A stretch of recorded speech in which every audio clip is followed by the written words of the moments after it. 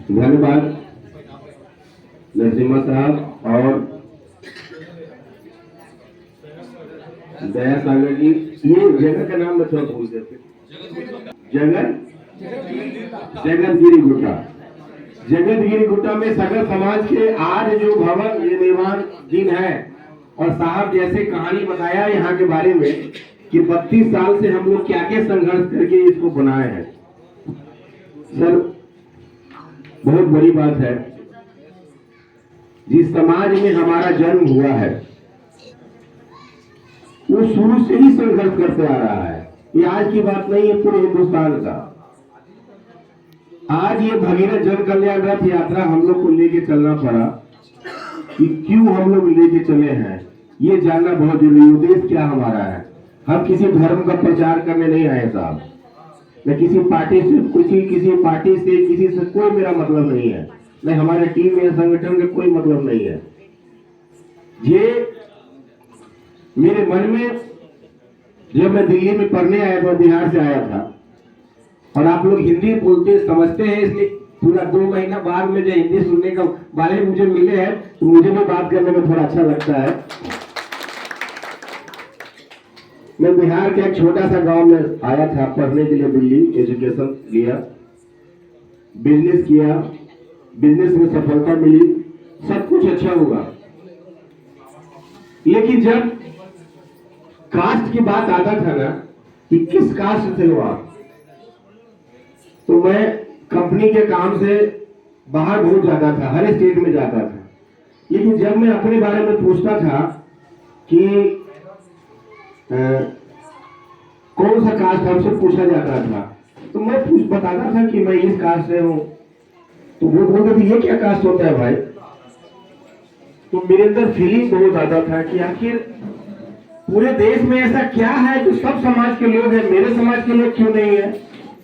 ये थोड़ा मेरे मन में एक जिज्ञासा लगा रहता था। पहली बार 2001 में 1992 में एक बहुत बड़ा विद्वान उस समाज के हुए, उनके साथ मुझे चलने का मौका मिला था। लेकिन जब वो बातें करते थे जाति के बारे में ना, कि देश आजादी हुआ मगर ये समाज सबको कुछ नहीं मिला, तो मैं सोचता था कि ये पागल है, इतना सब कुछ मिल रहा है, सब कुछ तो हो ही रहा है, क्या जरूरत है इसको बोलने का ऐसे। तो मैं अपने आप को ही नहीं समझता था कि मैं क्या सोचता हूँ। लेकिन जब थोड़ा धीरे धीरे अपने जाति के बारे में और जात क्या होता है भारत में, जब इसके बारे में थोड़ा मैं जानन चिंतन किया, पढ़ाई किया, थोड़ा उसके बारे में रिसर्च किया, तो मुझे पता चला कि भारत में अगर जाति जो नहीं समझा वो सबसे बड़ा मूर्ख है।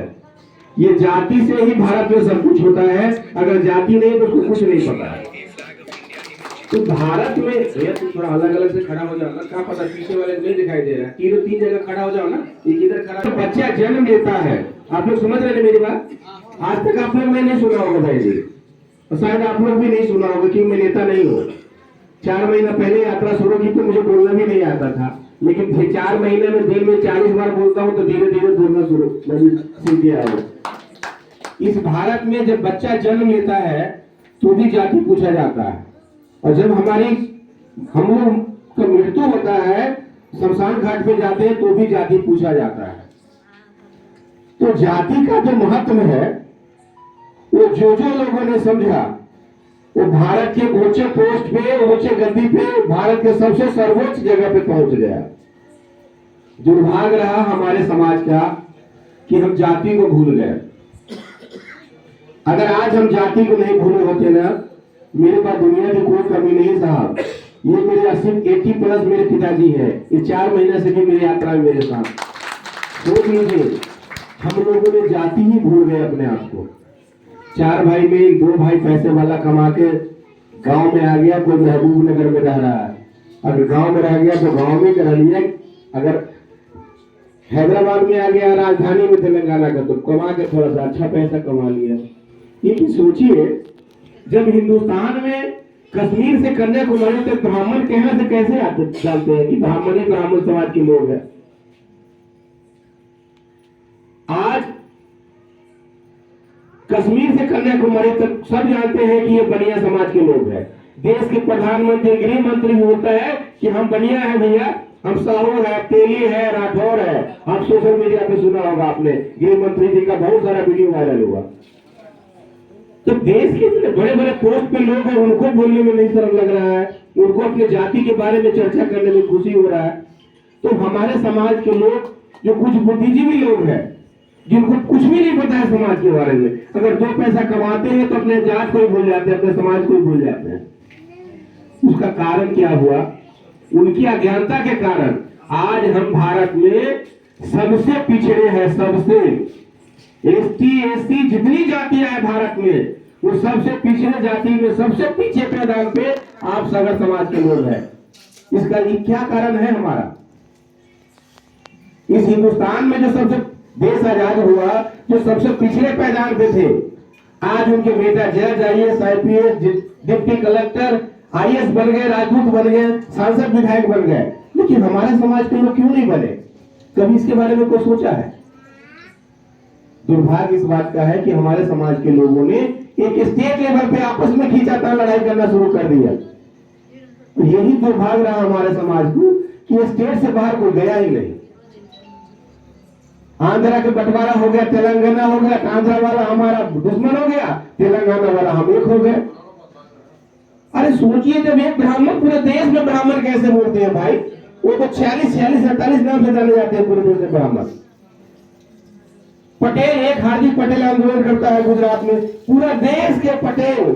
हमारे घर के बाजू वाला कोरली था, वो बाद में जब हार्दिक पटेल के आंदोलन चल रहा था तो दिल्ली आकर मुझे बोला, मैं भैया गुजरात जा रहा हूँ। मैं क्यों भाई? कह रहे मेरी जाति का हार्दिक पटेल आंदोलन कर रहा है, मैं तो उसको समर्थन करने जा रहा हूँ। मैंने कहा तू तो कोरली था, पटेल कब से हो गया?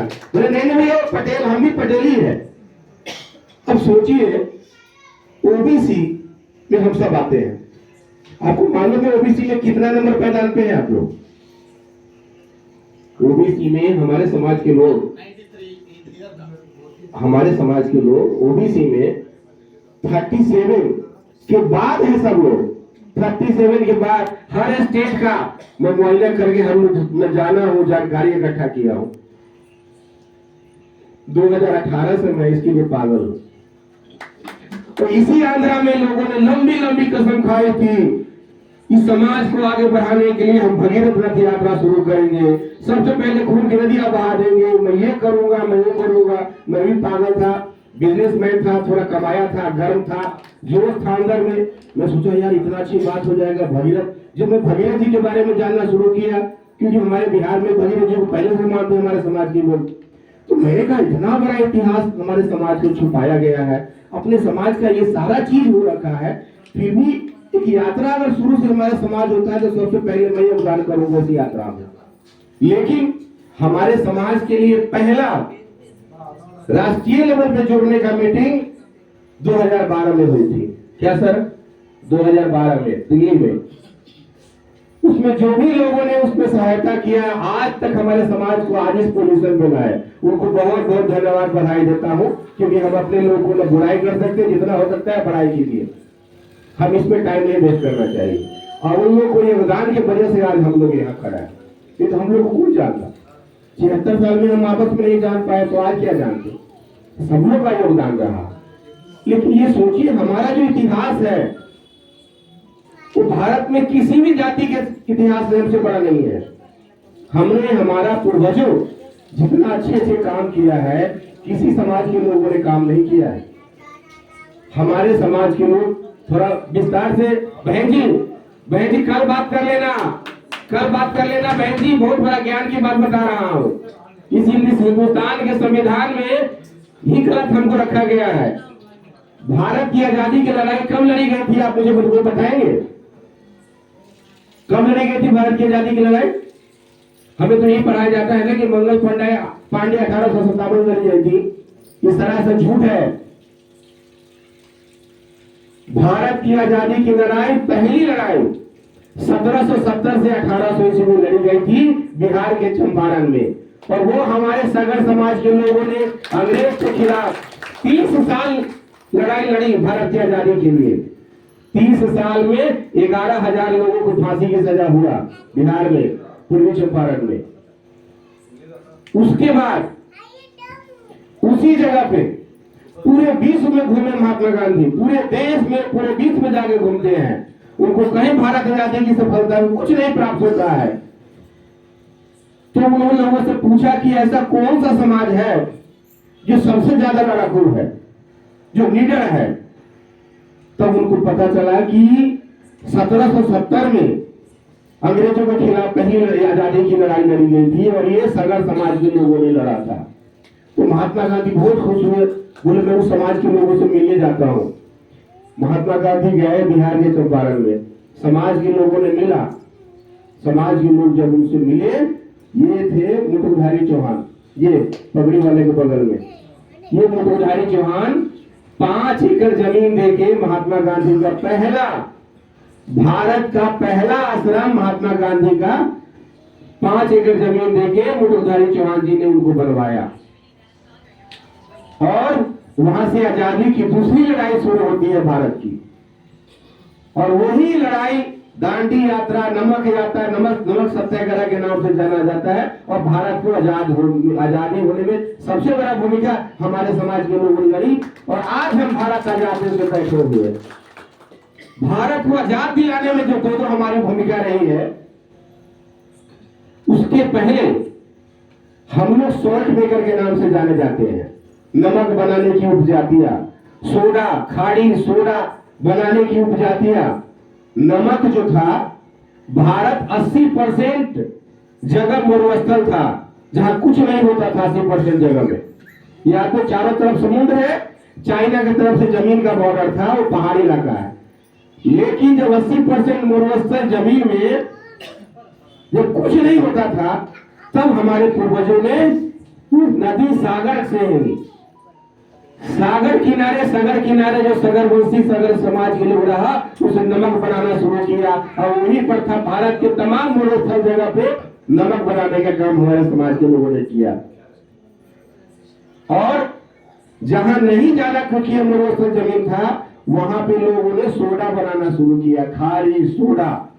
दुनिया के सबसे उच्च क्वालिटी का सोडा हमारे समाज के, हमारे पूर्वजों ने बनाया।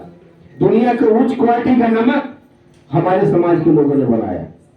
ये कुछ इतिहास से आपको बता रहा हूं, आज तक आपने मुझे सुना नहीं होगा। जब दुनिया के सब कुछ करने में हमारा योगदान रहा, नमक हमने बनाया।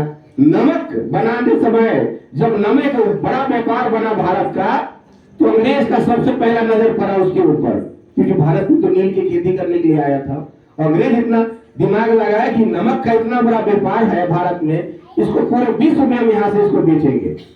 तो नमक जब बनाना, जब नमक कानून जब बना दिया अंग्रेज आकर के, क्योंकि तो बिजनेस हमारे पूर्वजों का था, अंग्रेज आने से पहले भी हमारे पूर्वज यही करते थे। तो वहां पे मुकुटधारी चौहान ये सरदार जी के बगल में बुद्धू मुनिया थे। जब वो देश में नमक बनाने का कानून लागू किया अंग्रेज, तो पहले हमारे समाज के वीर योद्धा थे, शहीद थे, जो अंग्रेज के खिलाफ नमक कानून की लड़ाई लड़ा, नमक कानून तोड़ करके अपने समाज को बोला कि हम कोई नमक पे टैक्स नहीं देंगे। तो अंग्रेजों ने उनको बहुत कठोर सजा दिया और उबलते हुए कड़ा में बुद्धू मुनिया को डाल करके उनको मार दिया। अब सोचिए, इस देश में हमने क्या क्या खोया है हमारे समाज के लोग।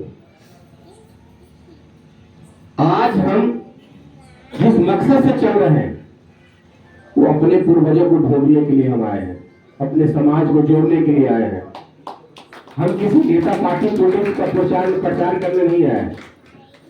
सोच लीजिए, 139 पीढ़ी भारत में हिंदुत्व का, 139 पीढ़ी जो बना है, आज हम हिंदुत्व में है।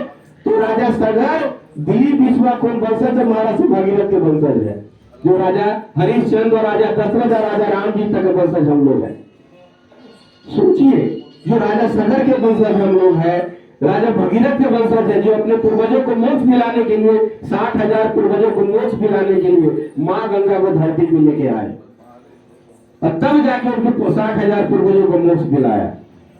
तो हम लोग भी वही भगीरथ प्रयास, वही भगीरथ सोच।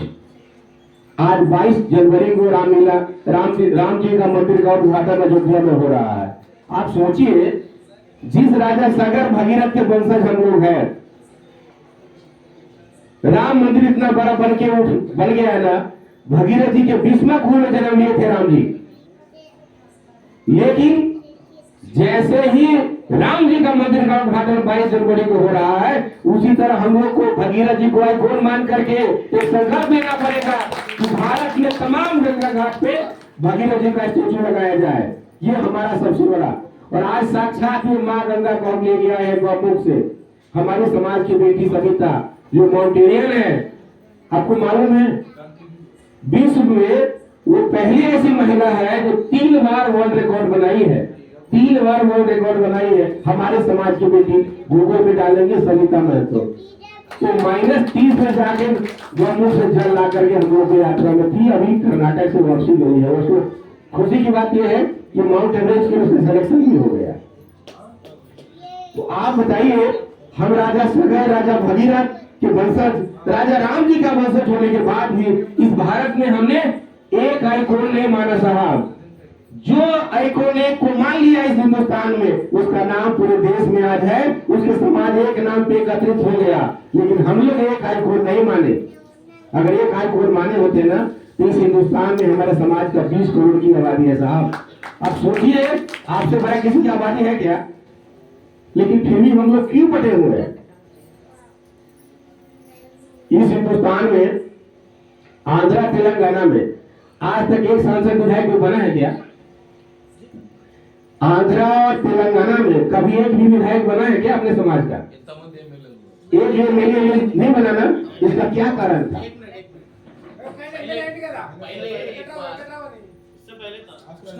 उसने बोल के पहले 65 में बना था। लेकिन आप बताइए, तेलंगाना जब से बना है तब से शायद एक भी नहीं बना। सबसे प्रॉब्लम कहाँ है? भारत में हम 5 राज्य है जो मैंने जानकारी ली है।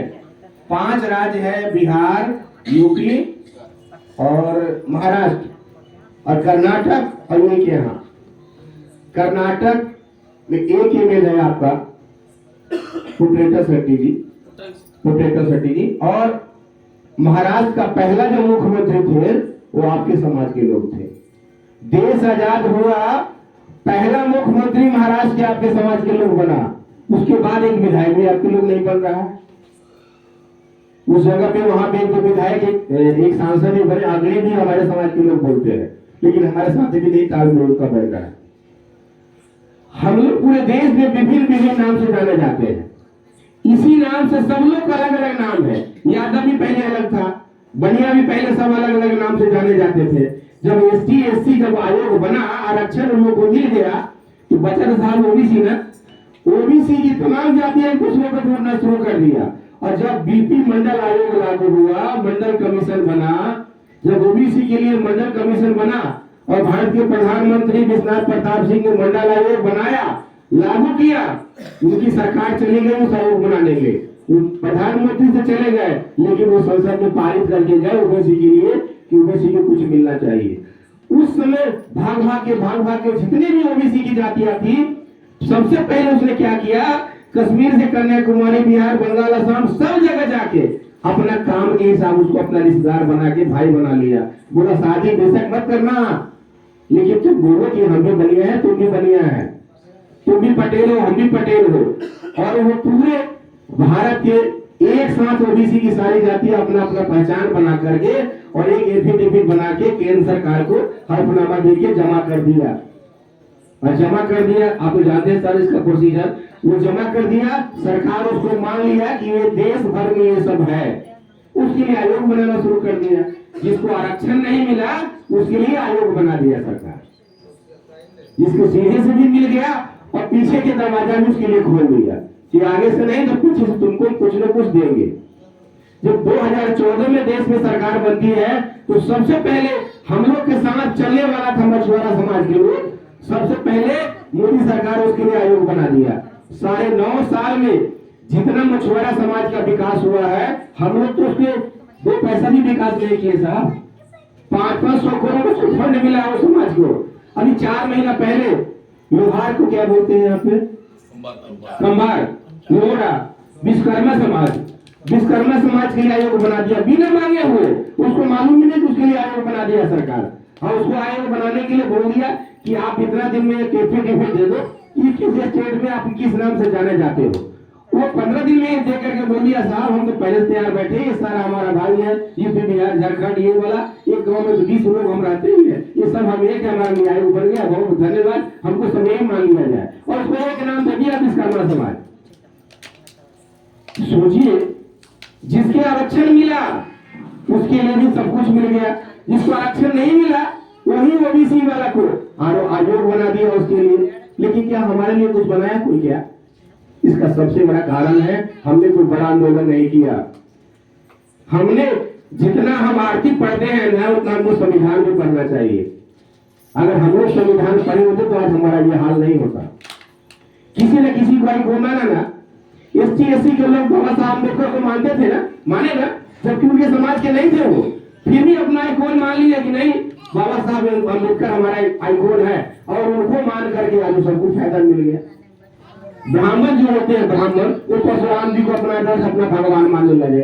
ऐसे ही सब जाति किसी न किसी को मानना शुरू कर दिया। अब आप बताइए, हम जिनके वंशज हैं उनको ही मान नहीं रहे हैं। दुख तो ये है ना कि हमारा दुश्मन कोई दूसरा नहीं है, हमारा दुश्मन हमारा हम खुद है, हमारे समाज के लोग हैं कि एक मंच पे कभी आना नहीं चाहते। अगर आए होते साहब तो इतना सब कुछ हो के आप लोग के बीच में हमको नहीं आना पड़ता। ये देख रहे हैं मेरे साथ, ये सब ये जितना देख रहे हैं सब 60 प्लस के हैं, हमारे पिताजी 80 प्लस के हैं। क्या जरूरत है? रात भर हम लोग सोते नहीं है साहब, अगला प्रोग्राम रहता है ना तो हम लोग रात में चल लेते हैं, और जहाँ पेट्रोल पंप पे गाड़ी रोकी वही सो लेते हैं 2 घंटा, ताकि अगला प्रोग्राम में लेट नहीं हो जाए। और 30,000 किलोमीटर के हम लोगों ने संकल्प लिया था, 30,000 किलोमीटर का यात्रा। हमने यही कहा कि भगीरथ जी तो उस समय हजारों वर्ष पहले यात्रा किए थे ना, वो तो पैदल गए थे, लेकिन हम लोग क्यों नहीं कर सकते? हमें भी नहीं मालूम था कि इतना बड़ा संकल्प होगा और कितना बड़ा कष्ट होगा मुझे आने वाला समय में। हम लोगों ने 30,000 किलोमीटर में 17 से 18,000 किलोमीटर यात्रा कर चुके हैं। और पिछले 20 दिन से कर्नाटक में हर जिला में, हर डिस्ट्रिक्ट में इतना भव्य स्वागत हो रहा था, हाथी घोड़ा हो, जहां भी जाए 10,000 5,000 2,000 5,000 लोग रहता ही था।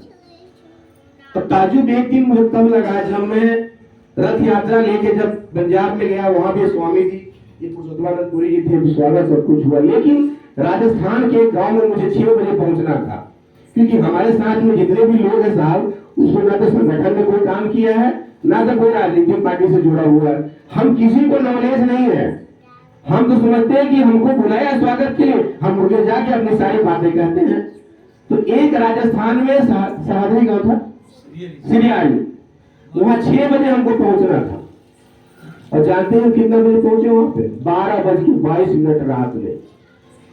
तो हम लोग आपस में बात कर रहे थे, सब कोई नहीं होगा, सब चल गया होगा। हम लोग जाके सब लोग मजाक कर रहे थे कि वहां हम लोग जो खाना खा के गए होगा ना, पत्थर इकट्ठा करेंगे, ऐसा इकट्ठा करेंगे। लेकिन जब रोड पे 22-23 आदमी इंतजार कर रहे थे, तो हम लोग बोले चलिए कम से कम इज्जत बचा, 22 आदमी तो रोड पे कम से कम सामान तो करने के लिए है ना। लेकिन वो बोला कि नहीं साहब, हम आपको सिर्फ रिसीविंग करने के लिए आए हैं।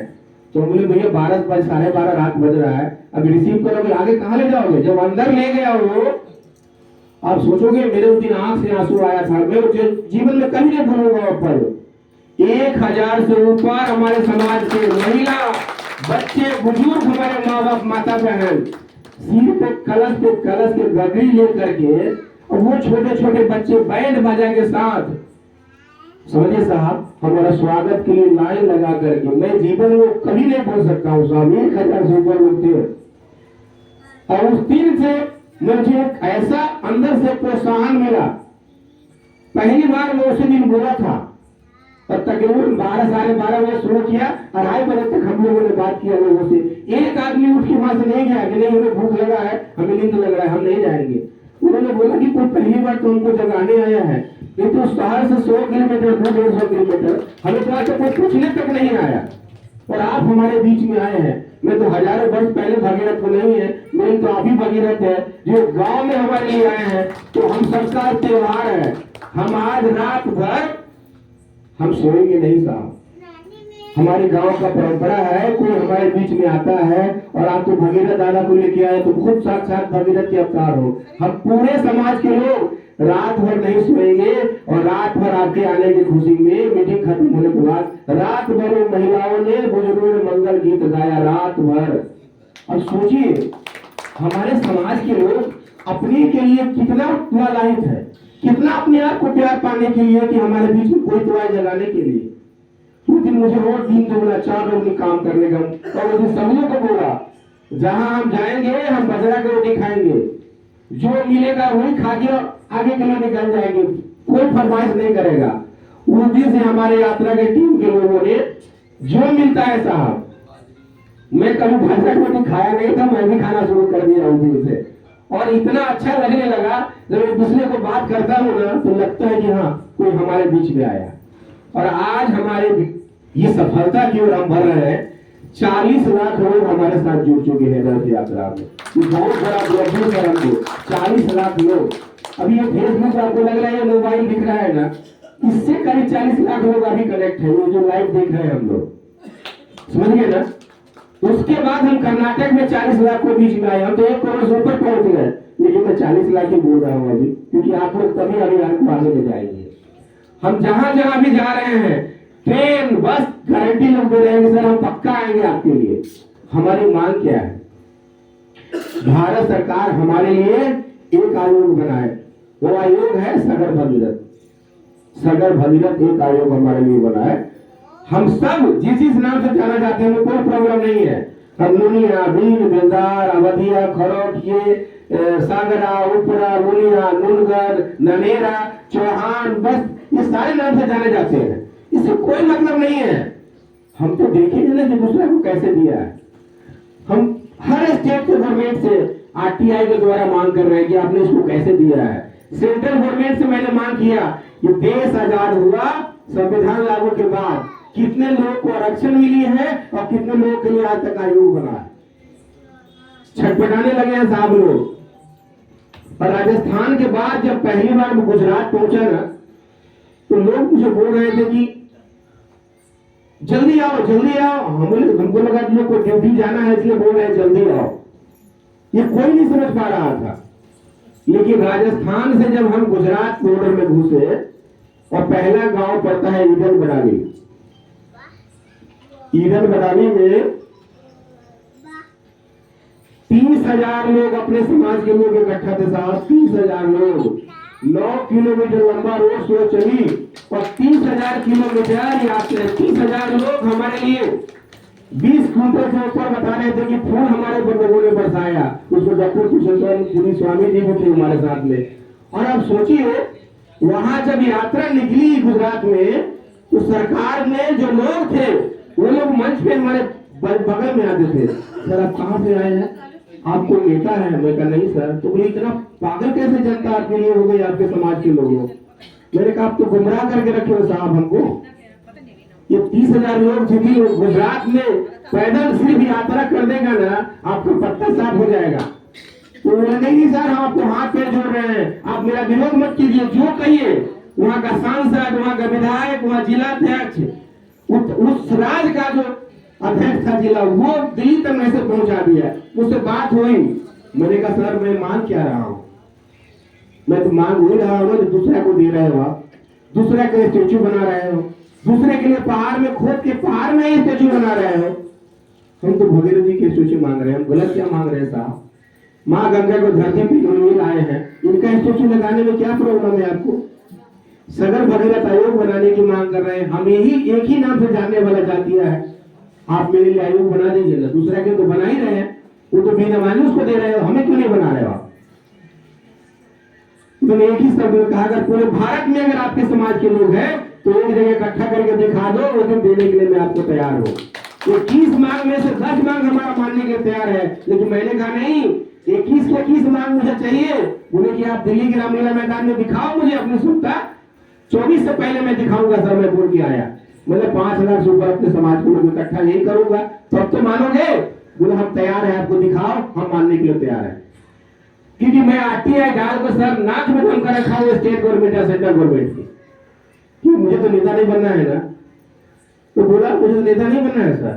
स्पष्ट मुझे बोला कहाँ से चुनाव लड़ा 24 में। मैं कहा लिखवान में मुझे नहीं बनना है, मैं अपने समाज को उद्धार के लिए निकला हूँ, मुझे नेता बनना नहीं है। नेता बनना होता तो बिहार के भी 2 जिला देख लेता ना, जितना पैसा मैं पानी में खर्चा कर रहा हूँ वही पे जाकर बन जाता अभी तक। ये हमारा कोई मानसिकता नहीं, हमें हमारा समाज यही भगीरथ प्रयास करने के लिए आप लोगों के बीच में आया हूँ।